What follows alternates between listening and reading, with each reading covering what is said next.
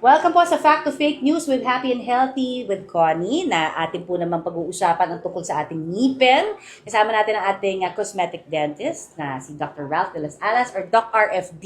Yes. Para gabayan tayo ngayon. Sabi nila, ang pagmumumog daw ng asin at tubig, no? Ibig sabihin, mumumog mo. Pag masakit ang ngipin, nakakatanggal daw yon. Fact to fake? Fake. Fake. Oo. Of course, ang asin ay meron lamang antibacterial property. So, noong unang panahon, or up to now, may mga taong gumagamit ng asin or tubig para ipangmumog ng ngipin. Of course, it has an antibacterial property para linisin bahagya ang ngipin. Pero para masakit ng ngipin, ay magmumog ng asin, hindi siya talaga ang sagot doon. So, kailangan mong alamin bakit masakit ang ngipin. Baka ito may infeksyon na at nasa ilalim na ng root ng ngipin, automatic, kailangan na siyang i-root canal.